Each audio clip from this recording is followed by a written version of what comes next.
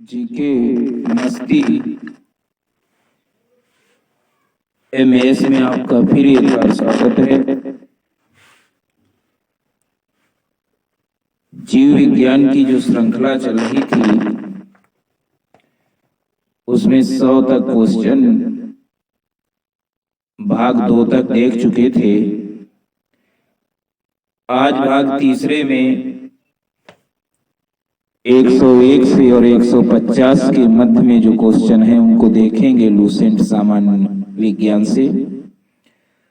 तो वक्त को बर्बाद न करते हुए सीधे टॉपिक पे आते हैं। क्वेश्चन नंबर 101 में दिया गया है, नीचे दिए गए पौधे और उनके खाद्य भाग के युग्मों में कौन सा सही सुमेलित नहीं है। जो नीचे पौधे कुछ दिए गए हैं और उनके खाद्य भाग दिए गए हैं, तो इन युग्मों में कौन सा सुमेलित नहीं है। अदरक का प्रकंद खाया जाता है, प्याज का मसल पर्ण खाया जाता है, आलू का मूल खाया जाता है, नारियल का भ्रूण पोष खाया जाता है। तो इसमें कौन सही नहीं है। अदरक का प्रकंद खाया जाता है, सही है। प्याज का मसल पर्ण खाया जाते हैं, सही है। आलू का मूल नहीं खाया जाता है, ये गलत है। आलू का तना खाया जाता है और नारियल का भ्रूण पोष खाया जाता है, चौथा भी सही है। तो ऑप्शन नंबर सी सही है, आलू का मूल नहीं खाया जाता। 102 फूलों के अध्ययन को कहते हैं एंथोलॉजी, एग्रोस्टोलॉजी, पैलिनोलॉजी, फिनोलॉजी। तो फूलों के अध्ययन को कहते हैं एंथोलॉजी। ऑप्शन नंबर ए सही है। एग्रोस्टोलॉजी घास के अध्ययन को कहते हैं। क्वेश्चन नंबर 103, जीवन चक्र की दृष्टि से पौधे का सबसे महत्वपूर्ण अंग है पुष्प, पत्ती, तना, जड़। तो ऑप्शन नंबर ए सही है। जीवन चक्र की दृष्टि से पौधे का सबसे महत्वपूर्ण अंग पुष्प है। क्वेश्चन नंबर 104, निम्न में से कौन सा एक उभयलिंगी फूलों के बारे में सही है। निम्नलिखित में से कौन सा एक उभयलिंगी फूलों के बारे में सही है। उनमें केवल अंडप होता है या उनमें पुंकेसर और अंडप दोनों होते हैं। उनमें केवल पुंकेसर होता है या उनमें या तो पुंकेसर या अंडप होता है।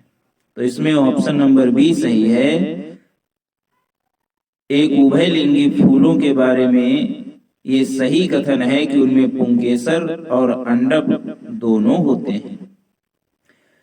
नेक्स्ट, फूल गोभी के पौधे का उपयोगी भाग कौन सा है। फूल गोभी के पौधे का उपयोगी भाग कौन सा है। भूमिगत डंठल, जड़, ताजा पुष्प समूह, पत्ते। तो सी वाला ऑप्शन सही है। फूल गोभी के पौधे का उपयोगी भाग जो है वो ताजा पुष्प समूह होता है। ताजा पुष्प समूह होता है। क्वेश्चन नंबर 106, सबसे छोटा फूलों वाला पौधा कौन सा है। ओल्फिया, लेमना, एजोला, फाइकस। तो सबसे छोटा फूल होता है ओल्फिया। निम्नलिखित में से कौन सा विश्व का सबसे बड़ा पुष्प है। कमल, ग्लोरी लिली, रेफेलिसिया, सूर्यमुखी। तो ऑप्शन नंबर सी सही है। रेफलेसिया जो है विश्व का सबसे बड़ा पुष्प है। अगला क्वेश्चन, परागण है। क्या है परागण। स्टिग्मा से परागकोश एक पराग का संचार है परागण, या पौधों में पराग का उत्पादन है परागण, या परागकोश से स्टिग्मा तक पराग का संचार है परागण, या बीजाणु में पराग ट्यूब का विकास है परागण। तो परागण जो है परागकोश से स्टिग्मा तक पराग का संचार ही परागण कहलाता है। परागकोश से स्टिग्मा तक पराग का संचार परागण कहलाता है। हवा के परागण को क्या कहा जाता है। मतलब पॉलिनेशन को क्या कहा जाता है? हाइड्रोफिली या पोलिनोफिली या एनीमोफिली या हर्बोफिली? तो हाइड्रोफिली तो जल के परागण को कहा जाता है, पोलिनोफिली दोनों के द्वारा, और एनीमोफिली जो है ये हवा के परागण को एनीमोफिली कहा जाता है। क्या कहा जाता है? एनीमोफिली हवा के परागण को कहा जाता है। क्वेश्चन नंबर 110, पक्षियों द्वारा की जाने वाली परागण की प्रक्रिया को किस नाम से जाना जाता है? हाइड्रोफिली, एंटोमोफिली, एम्ब्रियोफिली या ऑर्निथोफिली? तो पक्षियों द्वारा की जाने वाली परागण की प्रक्रिया को ऑर्निथोफिली कहते हैं। ऑर्निथोफिली कहते हैं पक्षियों द्वारा की जाने वाली परागण की प्रक्रिया को ऑर्निथोफिली कहते हैं। नेक्स्ट क्वेश्चन, आभासी फल का एक उदाहरण है, सेब है, अमरूद है कि आम है कि टमाटर है? आभासी फल मतलब फॉल्स फ्रूट। तो आभासी फल के अंतर्गत इन चारों में से आएगा सेब, ना तो अमरूद आएगा, ना आम, ना टमाटर। सही ऑप्शन होगा सेब। 112वां क्वेश्चन, फूलों का वह प्रकार जिसमें लीची को रखा जा सकता है वह है एक बीजी बेरी, हेस्पेरिडियम, नट, डूप? तो लीची को रखा जाएगा नट में, ना तो एक बीजी बेरी में, ना तो हेस्पेरिडियम में, ना तो डूप में, रखा जाएगा नट में। नट के प्रकार में रखा जाएगा। अगला क्वेश्चन है, टमाटर क्या है? तो टमाटर सब्जी है कि फल है कि फली है कि खाद्य तना है? तो टमाटर जो है वो सब्जी कहा जाता है, लेकिन है शुद्ध तरीके से फल ही। टमाटर फल है, वह एक संग्रहित फल है। 4 ऑप्शन देंगे, इनमें से बताना है कौन सा संग्रहित फल है। सहतूत है, स्ट्रॉबेरी, शरीफा या लीची? तो ना तो स्ट्रॉबेरी संग्रहित फल है, ना तो शरीफा है, ना तो लीची है। सहतूत जो है ये संग्रहित फल है। ऑप्शन नंबर ए सही है, सहतूत संग्रहित फल है। नेक्स्ट क्वेश्चन 115वां, लीची फल का कौन सा भाग खाया जाता है? लीची फल का कौन सा भाग खाया जाता है? अंतःफल भित्ति, मध्य फल भित्ति या मसल एरिल या फल भित्ति? तो सही ऑप्शन है लीची फल का मसल एरिल खाया जाता है। मसल एरिल खाया जाता है। नेक्स्ट क्वेश्चन, गूदेदार थैलेमस किसमें खाने योग्य होता है? गूदेदार थैलेमस किसमें खाने योग्य होता है? आम में, संतरे में, टमाटर में या सेब में? तो गूदेदार थैलेमस खाने वाले होते हैं टमाटर में। गूदेदार थैलेमस टमाटर में खाए जाते हैं। पुष्पी पादपों के बीज किसमें निर्मित होते हैं? पुष्पी पादपों के बीज किससे निर्मित होते हैं? जो पुष्पी पादपों के बीज होते हैं, बीज किससे निर्मित होते हैं? अंडाशय और अंडाशय भित्ति से, भ्रूण खाद्य निचय और आवरण से या बीज पत्र से? बीज पत्र को कहते हैं कोटिलेडोनस या युग्मनस से। तो पुष्पी पादपों के बीज जो होते हैं वो बीज पत्र से निर्मित होते हैं, यानी कोटिलीडोन्स से निर्मित होते हैं। क्वेश्चन नेक्स्ट है 118वां, किसी वनस्पति उद्यान में निम्नलिखित में से किस पर प्रकाश का सीधा प्रभाव बिल्कुल नहीं पड़ता? किसी वनस्पति उद्यान में निम्नलिखित में से किस पर प्रकाश का सीधा प्रभाव बिल्कुल नहीं पड़ता? फूल निकलने की प्रक्रिया पर, प्रकाश संश्लेषण पर, वस्पोत्सर्जन पर, निषेचन पर? तो फूल निकलने की प्रक्रिया पर भी प्रकाश का प्रभाव पड़ता है और प्रकाश संश्लेषण पर भी पड़ता है, क्योंकि प्रकाश संश्लेषण तो प्रकाश पर पूर्ण रूप से डिपेंड है। वाष्पोत्सर्जन पर भी पड़ता है। सही ऑप्शन इसमें है डी, निषेचन पर कोई प्रभाव नहीं पड़ता है प्रकाश का वनस्पति उद्यान में। क्वेश्चन नंबर 119, निषेचन के बिना अंडे में भ्रूण का बनना क्या कहलाता है? मतलब बिना निषेचन के अंडे में भ्रूण का बनना कहलाता है अपबीजाणुता, अनिषेक फलन या अनिषेक जनन या परिनिषेजन। तो निषेचन के बिना अंडे में भ्रूण का बनना ना तो अपबीजाणुता कहलाता है, ना तो अनिषेक फलन कहलाता है। सही ऑप्शन सी है, इसको कहते हैं अनिषेक जनन। मतलब बिना वनस्पति बिना अंडे में भ्रूण का बनना अनिषेक जनन कहलाता है। निषेचन के बिना अंडे का बनना कहलाता है अनिषेक जनन। क्वेश्चन नंबर 120वां है, निम्नलिखित में से कौन सा अलैंगिक प्रजनन का एक प्रकार नहीं है? अलैंगिक प्रजनन का प्रकार नहीं है। परनिषेचन, बाइनरी फिजन, परनिषेचन, बाइनरी फिजन, विखंडन, मुकुलन। तो सही ऑप्शन है परनिषेचन। अलैंगिक प्रजनन का प्रकार नहीं है। बाकी बाइनरी फिजन, मुकुलन, विखंडन ये सभी अलैंगिक प्रजनन के उदाहरण हैं। युग्मक संलयन के परिणाम स्वरूप क्या बनता है? युग्मक संलयन के परिणाम स्वरूप क्या बनता है? तो सही ऑप्शन होगा इसमें अगुणित युग्मनज होगा कि द्विगुणित युग्मनज होगा या गतिशील युग्मक होगा या अचल युग्मक होगा।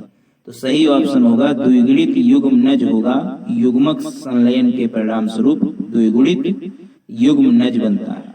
क्वेश्चन नंबर 122वां, निम्नलिखित में से कौन सा टमाटर के लाल रंग के लिए उत्तरदायी है? बी कैरोटीन, एंथोसाइनिन, लाइकोपिन, इनमें से कोई नहीं। तो इसमें सही ऑप्शन है सी, लाइकोपिन जो है टमाटर के लाल रंग के लिए उत्तरदायी होता है। नेक्स्ट, गाजर का रंग किसकी मौजूदगी के कारण होता है? क्लोरोफिल के कारण, फाइकोसाइनिन के कारण, फाइकोहाइड्रिन के कारण या कैरोटीन के कारण? तो गाजर का जो पीला रंग होता है, नारंगी रंग होता है, ये होता है कैरोटीन के कारण, ना तो क्लोरोफिल के कारण, ना तो फाइकोसाइनिन के कारण, ना तो फाइकोहाइड्रिन के कारण। ये कैरोटीन के कारण होता है गाजर का रंग पीला। पपीते में पीले रंग का क्या कारण है? पैपेन है कि लाइकोपिन है कि कैरिक जैथिन है या कैरोटीन है? तो पपीते में पीले रंग का कारण है कैरिक जैथिन। हमारा बाटनी मस्ती में देखिएगा ये गीत मिलेगा, पीले का पपीता पानी है, कैरोजैथिन का मनी है।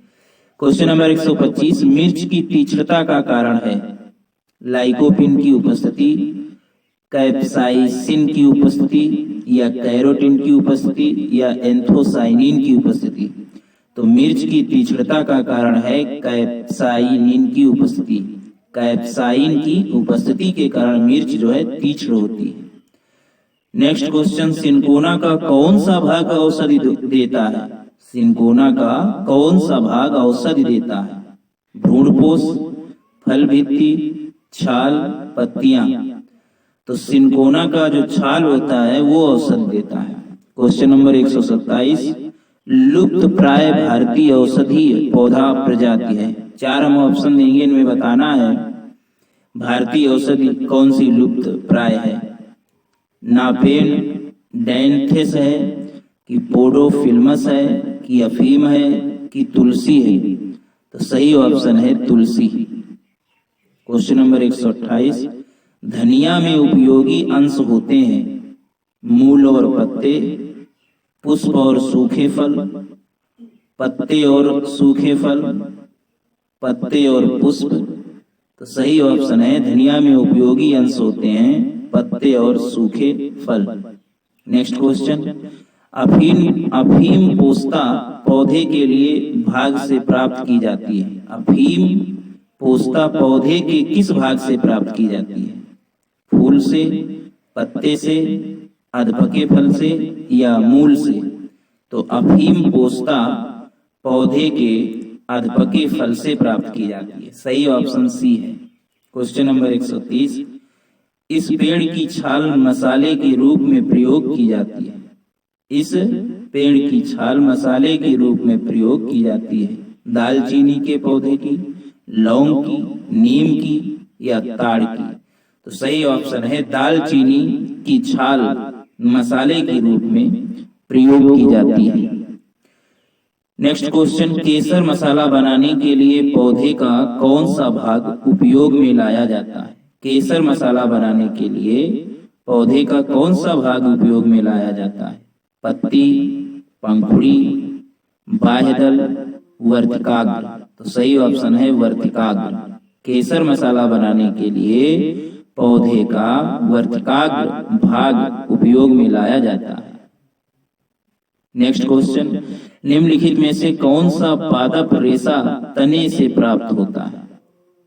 पादप रेशा तने से प्राप्त होता है। कपास, कॉयर, सनई, सेमल। तो सनई जो है पादप रेशा तने से प्राप्त होता है।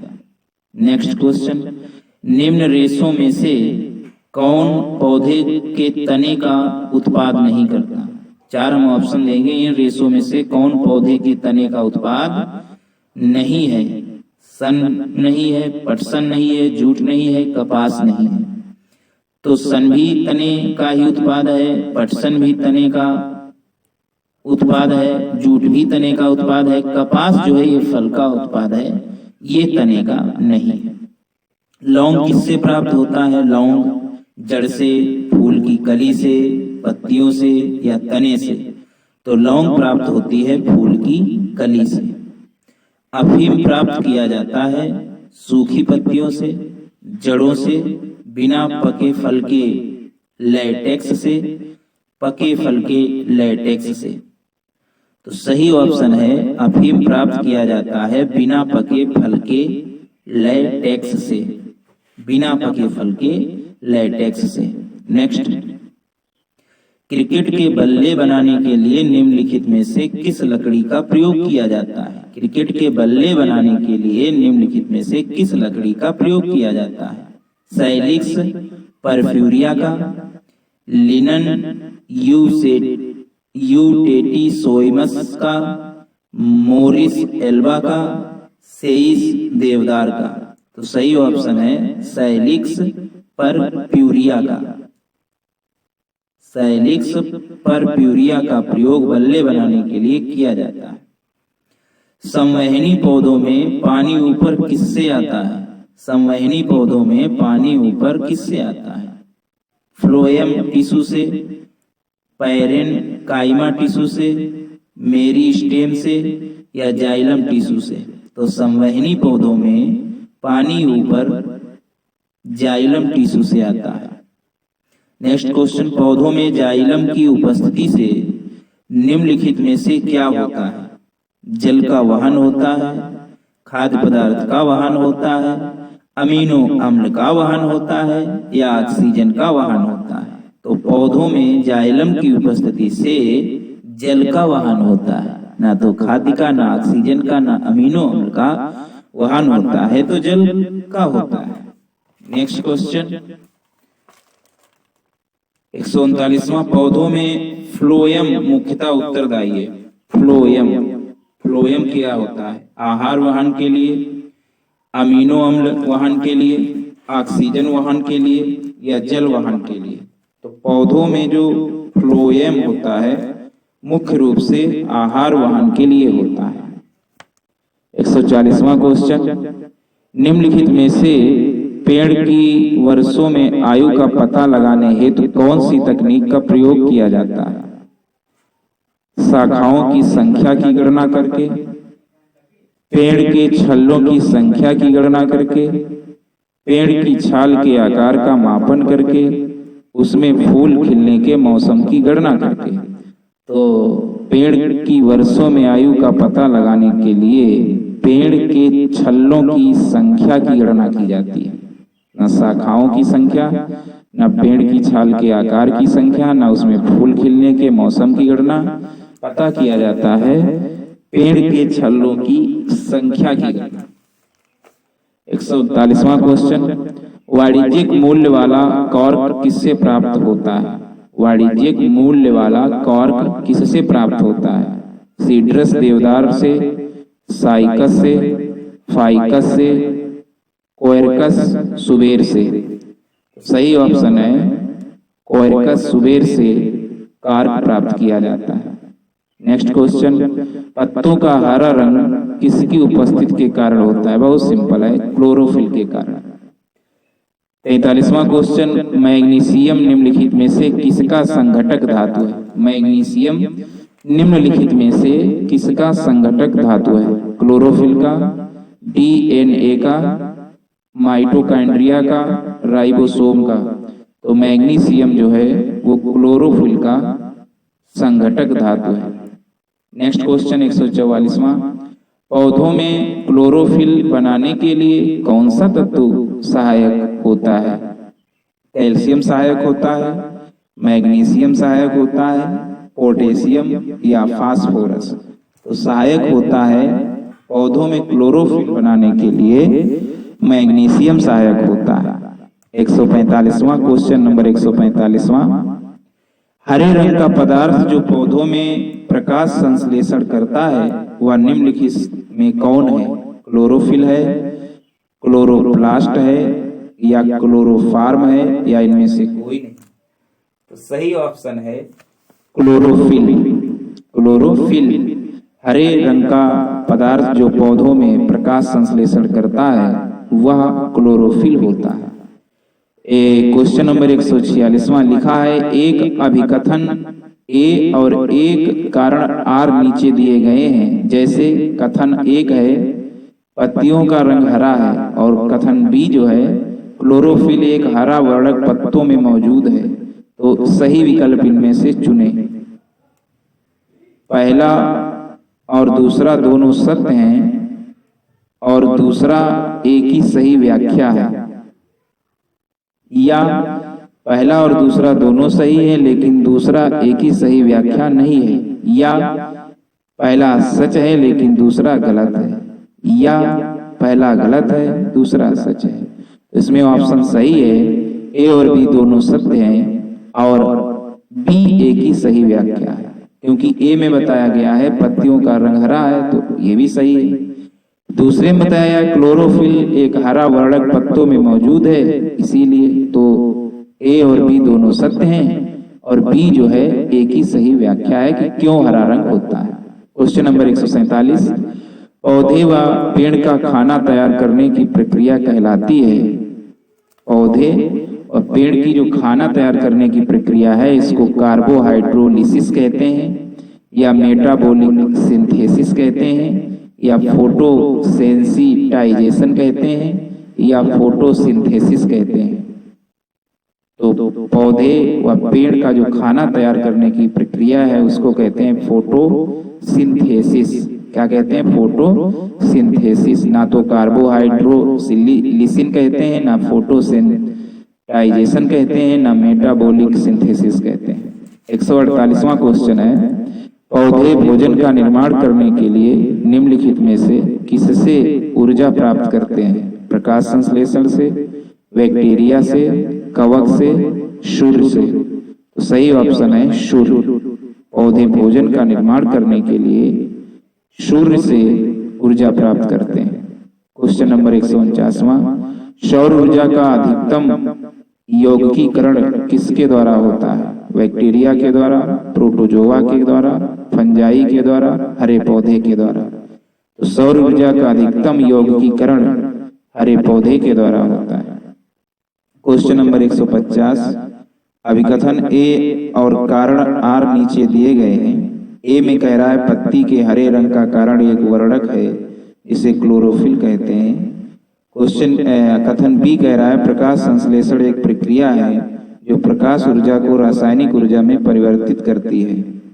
तो इसमें ऑप्शन बी सही है, मतलब ए और बी दोनों सही है लेकिन आर एक ही सही व्याख्या है। मतलब पत्ती के हरे रंग का कारण एक वर्णक है जिसे क्लोरोफिल कहते हैं, और बी में बताया गया प्रकाश संश्लेषण एक प्रक्रिया है जो प्रकाश ऊर्जा को रासायनिक ऊर्जा में परिवर्तित करती है, ये उसका कारण है। तो ये टेस्ट सीरीज तीसरी भी कंप्लीट हुई जीव विज्ञान की। बार बार इसे देखें और लाभ उठाएं। Thanks for watching.